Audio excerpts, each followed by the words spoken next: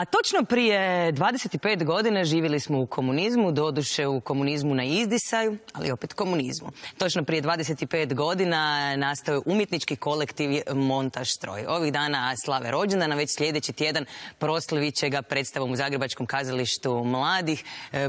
Nataša, Ante, Borut, da krenem s ove strane, dobar dan i dobrodošli. Dobar dan. Borut, pa da krenem s rođendanom, možda sretan rođendan, s obzirom da si ti 25 godina u Montaž Stroju i jednu ruku možemo reći osnivač. Kako zapravo gledaš na ovih 25 godina koji su prošli i vezano za Montaž Stroj i društvo koje se mijenjalo, s obzirom da ste uvijek bili društveno angažirani? Pa, mislim, kad smo krenuli, baš kako ste rekli, jedan sustav je bio na izdisaju i nije baš bilo sasvim jasno šta će se to uspostaviti. I onda se dugo govorilo o tranziciji, ali neko tranzicija uvijek pretpostavlja da od negdje idemo nekamo. I taj proces zapravo, kad sam ja bio relativno mlad, kad smo to počinjali, nije baš bilo jasno kamo to idemo i izgledalo kao da idemo u nešto što bi moralo biti nešto bolje. Sad kad se to gleda poslije 25 godina, ne znam da li je bolje.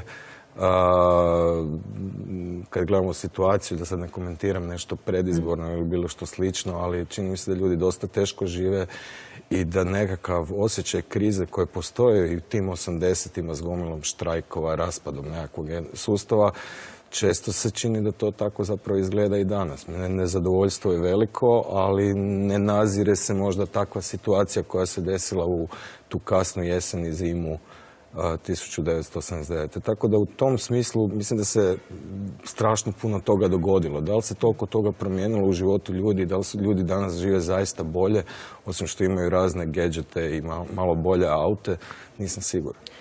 Montaž Stroj, već sam rekla, oduvijek je ukazivao na nekakve goruće društvene probleme. Nova predstava zove se A gdje je revolucija Stoko? Prema poznatom grafitu.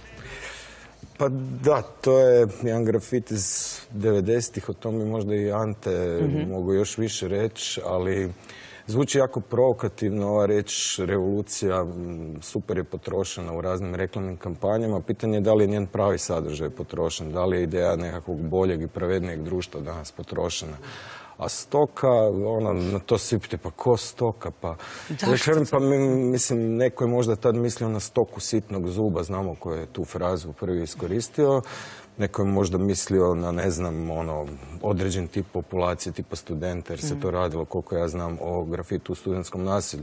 Ali danas mislim da smo prije svega svi mi stoka, jer nemamo pravih ideja o tom kako promijeniti sustav i da nam bude bolje, ili da li ga mijenjati ili ga samo popravljati. Mislim da je to sve u zraku i ovo pitanje ne možemo mi odgovoriti na njega, ali mislim da je aktualno jednako kao prije 20, pa možda i više godina, i da će još neko vrijeme, nažalost, ostati vrlo aktualno. Ante, glazbenik ste, glazbeni kritičar, glumite u ovoj zapravo predstavi i Borut je spomenuo taj grafit. Kad je glazba zapravo u pitanju, može li glazba nešto donijeti u toj revoluciji ili pripomoći? To je jedno od ključnih pitanja, s tim se zapravo ja sam se s tim nekako intimno počeo baviti i u trenucima kad smo Borut i ja počeli razgovarati o toj predstavi i onda se ona dogodila. Ja mislim da smo zapravo svi mi ova ključna pitanja postavili prvo sebi i da je to neki unutarnji proces kada svi mi sebe zapravo trebamo pitati što možemo učiniti da napravimo svoj život bolje, imamo li empatiju za druge, mislimo li uopće nešto izvan svog nekog kruga, najužega.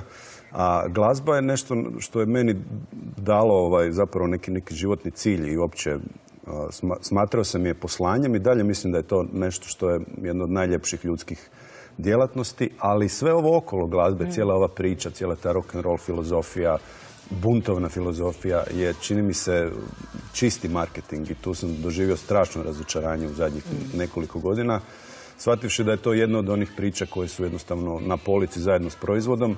Sam proizvod je također nešto što se danas promijenilo jer više nema.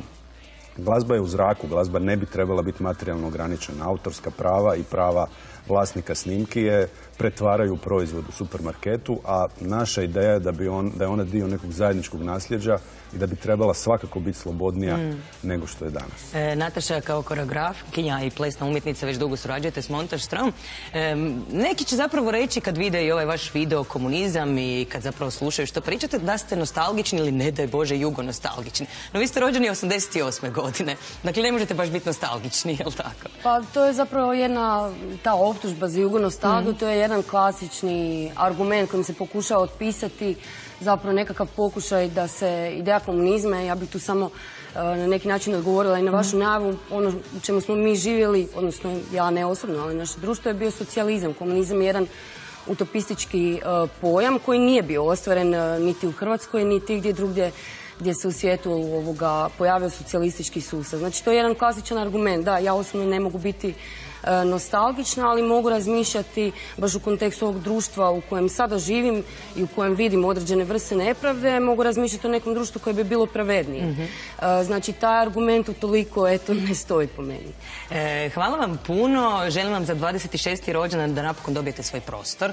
To bi bio dobar poklon za rođendan. A za naše gledatelje mi imamo zanimljiv dar, a to su 2 ulaznice za 17. siječnja predstava Montaž-Troja u Zagrebačkom kazalištu mladih. Idemo sad do Bogovićeve ulice, tamo je naša Martina, a njezin gost je, pa možemo tako reći, možda nostalgičan, ali za jednom posve drugom erom, čini mi se da je to dance era. Dobrodošli u pravu istinu o disko plesu.